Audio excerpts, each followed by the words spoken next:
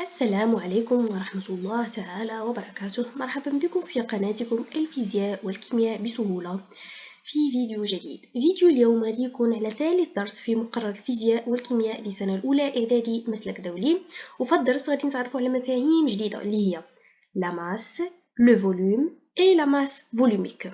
ولكن باش يكون واحد الفهم جيد قررت انني نقسم الدرس لثلاثة ديال لي فيديو.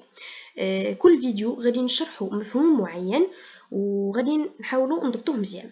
الفيديو ديال اليوم غادي يكون خاص بلا ماس، غادي نتعرفوا على لا ماس او الكتله، مفهومها، الاهميه ديالها وكيفيه الحساب ديالها سواء بالنسبه للجسم الصلب او السائل. وكيف عودتكم غادي نشرح الدرس بالتفصيل ونحاول نبسط لكم الامور ما امكن. وقبل ما نبداو غنطلب منكم ديروا ابوني للقناه وجيم لهذا الفيديو وتفرجوا في الدروس السابقه.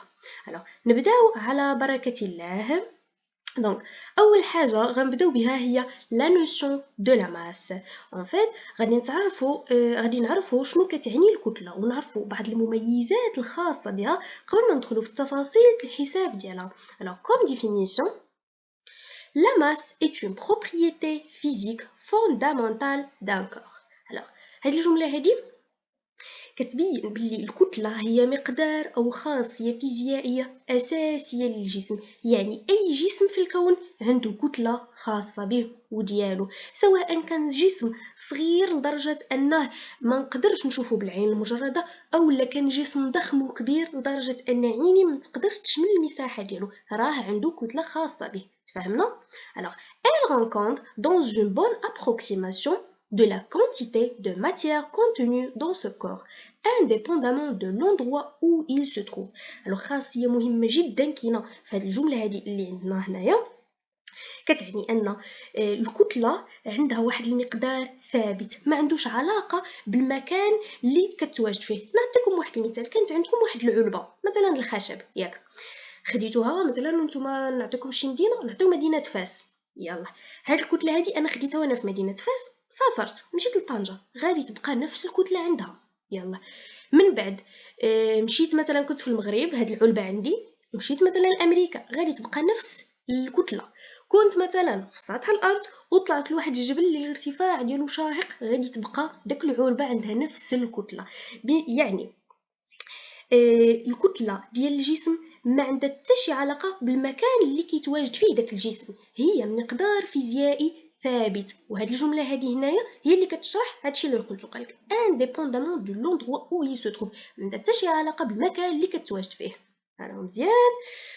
دونك تاني حاجه غادي نشوفو دابا هي l'unité de la masse او وحده الكتله. قبل ما نكمل الشرح غادي نخلي لكم اشاره بلي كاين فيديو في القناه خاص بجدول الكتله والتحويلات اللي فيه، يعني اللي عنده مشكل في التحويلات وحتى اللي ما عندوش غادي نصحو يتفرج فيه لان غيستافد بزاف. دونك نكملوا الشرح. l'unité de masse de référence internationalement reconnue dans le cadre du système international est le kilogramme. Il est décliné en multiples et sous multiples décimaux. يعني الفكره اللي خصنا نفهمو هنا هي ان الوحدة العالمية لقياس الكتلة هي الكيلوغرام، يعني الوحدة المعترف بها في النظام العالمي للوحدات هي الكيلوغرام. تفهمنا؟ هي الكيلوغرام. ركزوا معايا في هذه الجملة هذه ما تنساوهاش، يعني كنحسبوا بسميتو بوحدات اخرين ولكن الوحدة العالمية هي الكيلوغرام.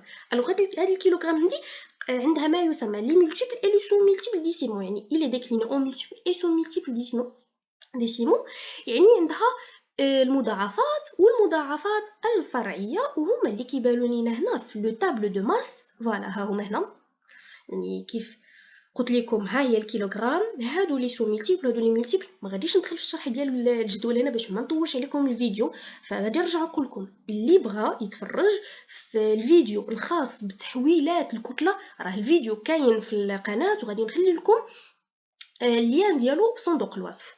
دابا غادي نمشيو لاهم جزئيه في الدرس ديالنا. تفهمنا حنا دابا تعرفنا على لا ماس بواحد الشكل قريب، دابا غادي نبداو في الطريقه ديال الحساب، وهذا الشيء هذا هو اللي خصكم تركزوا معايا فيه لا يرضي عليكم. دابا غادي نشوفوا mesure de la masse d'un solide. En fait شنو كيقولوا لنا هنا؟ قالك pour mesurer la masse d'un objet on utilise une balance. الأداة اللي كنستعملو باش نقيسو الكتلة ديال واحد الجسم شنو هو الميزان. فهمنا؟ هادي شي حاجة اللي كلشي عارفها. الميزان عفوا كاين بزاف د الانواع، يعني ما كاينش واحد النوع فقط. داكشي علاش حنا في الدرس ديالنا غادي نهضروا على جوج الانواع الميزان اللي ممكن نخدموا به، وغادي نديروا واحد المقارنه بسيطه بيناتهم باش نعرفوا اين واحد اللي نقدروا نعتبروه احسن. تمام. الوغ اللي غنبداو به الاول هو لا بالانس دو روبرفال. On peut utiliser une balance de Roberval ou à plateau avec une boîte de masse marquée. هذه هي. كنظن بلي كاملين شايفين هاد الميزان هذا، ماشي زعما شي حاجه اللي عمرها تشافت. ممكن مثلا نشوفوها في المحلات عند الخضار، عند اللي كيبيع مثلا سميتو القطاني. المهم فين ما مشيتو كاين، ماشي شي واحد اللي ماشي شي حاجه زعما اللي منقرضه ولا. واخا هو دابا حاليا رجعوا كيستعملوا النوع الثاني، بزاف الناس اللي رجعوا كيستعملوه، مي هذا كاين. تفهمنا؟ هو عباره عن ميزان، هانتوما عنده كفتين، وكل كفه كنلقاو فيها واحد بحال صحن اولا بلاطو، راه نيت جاي من الاسم ديالو. بالانس بلاطو. عنده واحد الابره هنا هي اللي كتبين ليا هنا. المهم حنا غادي نشوفو مزيان ليش صالحه. كاينين هادو مهمين بزاف وكيتعلقوا به بشكل كبير، اللي هما لي ماس ماركي اولا الكتل المعلمه، وهادو اللي كيساعدونا باش نديروا عمليه قياس الكتله. الوغ دابا شنو غنديروا؟ غادي نهضروا بالتفصيل على هاد لا بالانس، وغادي نشرحوا بالضبط كيفاش كيخدم. تفهمنا؟ الوغ بقاو معايا وغنبداو. اول حاجه يعني الا جيت انا مثلا بغيت نوزن واحد العلبه مثلا في هذا الميزان ديال روبرفال، شنو خصني ندير؟ غنتبعوا هاد المراحل اللي غنعطيوكم هنا. vérifier que la balance est équilibrée à vide ou qu'un gramme suffit à inverser la position de l'aiguille par rapport à zéro. هاد الجمله مهمه بزاف. اش كيقولوا لنا فيها؟ شوفوا معايا في التصويره. اول حاجه قبل ما نبدا انا القياس الكتله خصني نتاكد باللي الميزان ديالي راه خاوي، ما فيه حتى شي حاجه، حتى شي بلاصه من الصحن مثلا، لا هذا ولا هذا، خاوي، ويكون في توازن. يعني ها انتم هذه الجمله هذه تيكيليبري افيد، يعني في توازن وهو فارغ. علاش؟ لانه الا كان في شي صحن واحد غير شي غرام واحد زايد، يعني ممكن يخربق لي يعني لا سيتوياسيون ولا البلاصه ديال الميزان، وفي نفس الوقت ممكن يضيع لي الحساب. تفهمنا؟ غادي يكون غلط عندي. دونك اول حاجه غادي نرد البال باللي سميتو لي بلاطو خاويين وكاين توازن، وهاد ليغوي هادي اللي هي الابره تكون واقفه بهاد الطريقه، يعني واقفه بشكل عمودي هكا. فهمنا؟ يعني ماشي مايله، ماشي فيها شي مشكل. هاد الامور هادي خصنا ضروري نردوا ليها البال قبل ما نبداو. الوغ من بعد منين درنا هادشي هذا شنو غادي نديرو؟ placer l'objet dont on veut mesurer la masse sur un des plateaux. لوبجي مثلا انا بغيت علبه، جبت شي علبه مثلا وبغيت نعرف شحال الوزن ديالها، غادي نجيب داك العلبه وغادي نحطها في واحد من لي بلاطو، مثلا حطيتها هنا. انا من بعد شنو كاين سوغ لوطرو بلاطو؟ شوفوا البلاطو الاول راني درت فيه العلبه. الوغ لوطرو بلاطو شنو غادي ندير فيه؟ هنا كيجي الدور ديال لا ماس ماركي اولا ديال دوك الكتل المعلمه.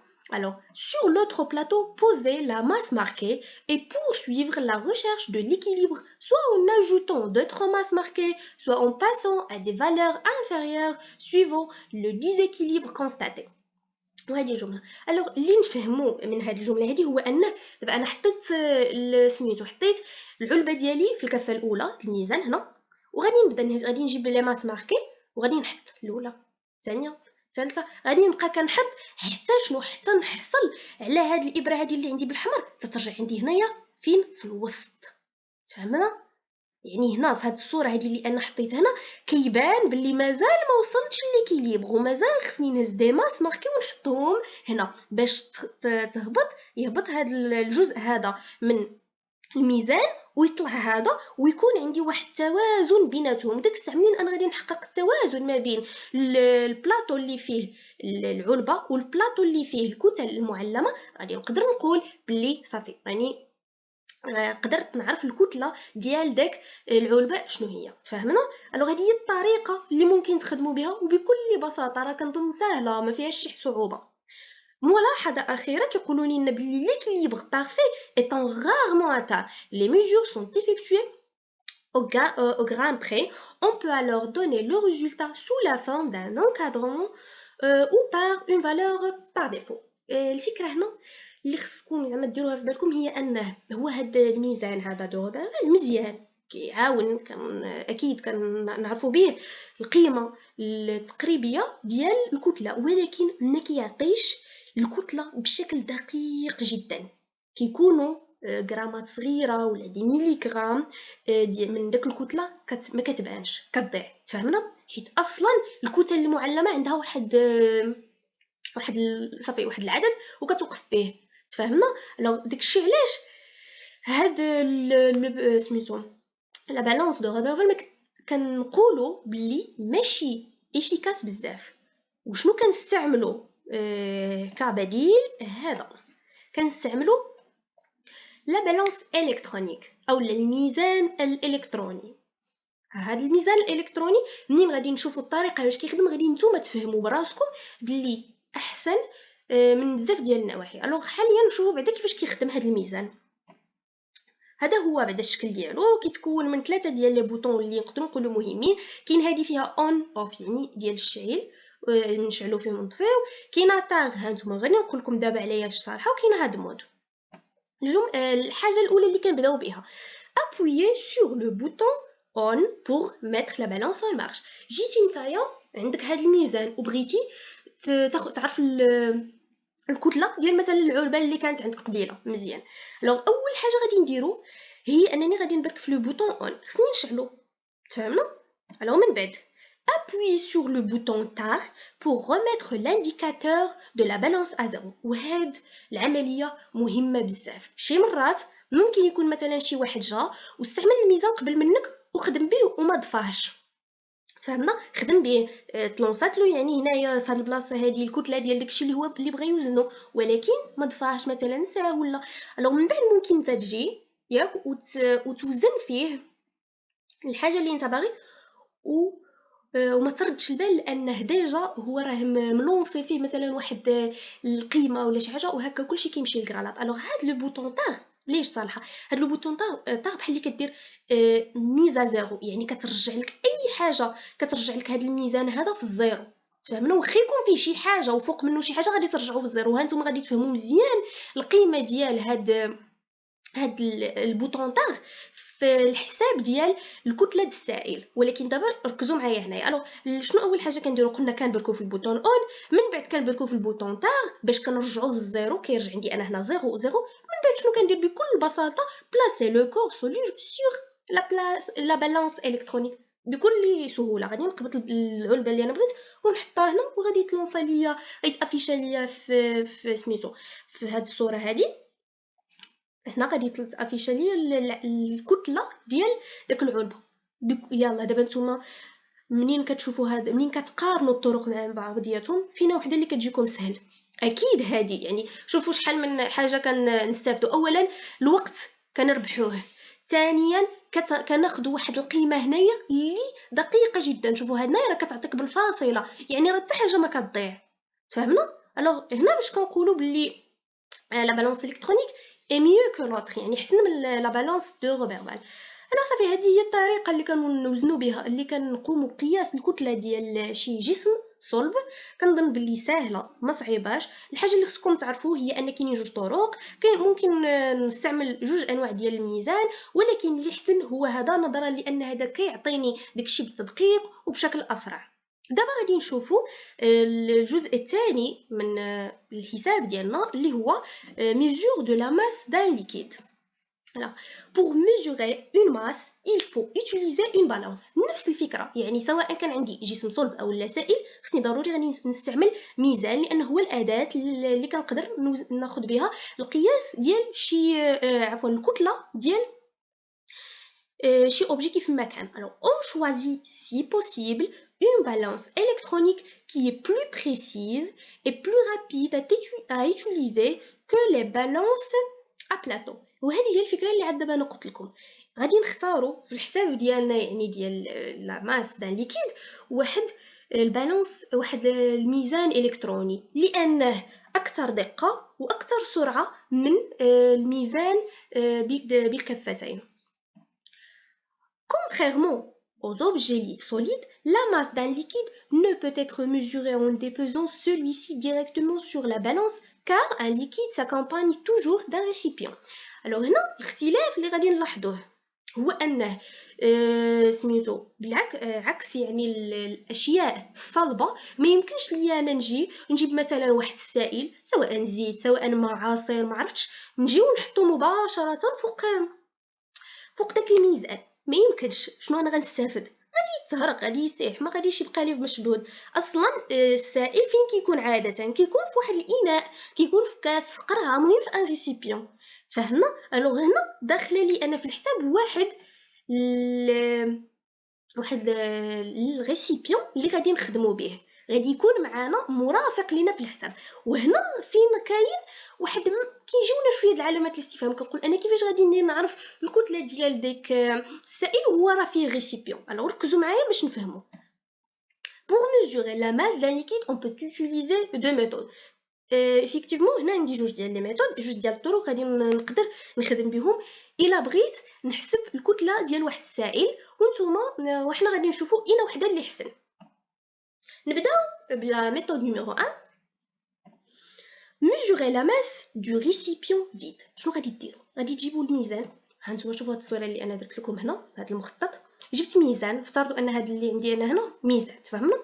وجبت واحد الريسيبيون فيد خاوي، ياك كاس، نفترضوا انا كاس، جبت كاس خاوي حطيته فوق داك الميزان، وغادي نشوف شحال غادي تافيشا ليا في البلاصه ديال الكتله، يعني باش نعرف شحال الكتله ديالو. انا هذا منين وزنته، منين جبته وحطيته هنايا فوق الميزان، عطاني ان ايكالا 50 غرام. يعني هاد ام هادي شنو هي الكتله، حيت الكتله ديما كنرمزوا ليها بام صغيره.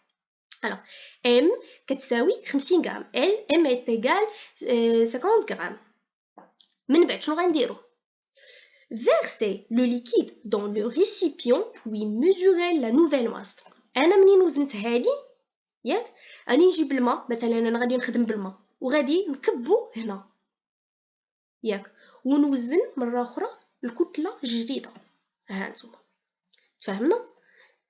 جبت الريسيبيون عمرته، درت فيه الماء، وبغيت نشوف شنو الكتله الجديده اللي تافيشات ليا في الميزان.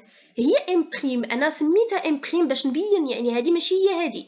هو ام بريم ايكالا 120 غرام، 120 غرام تزادت، اكيد غادي تزاد، راه كان خاوي فيه 50 ودابا راني زدت ليه الماء، يعني راه تزاد. الو داكشي اللي تزاد شنو هو؟ فوالا داكشي اللي تزاد هي الكتله ديال الليكيد.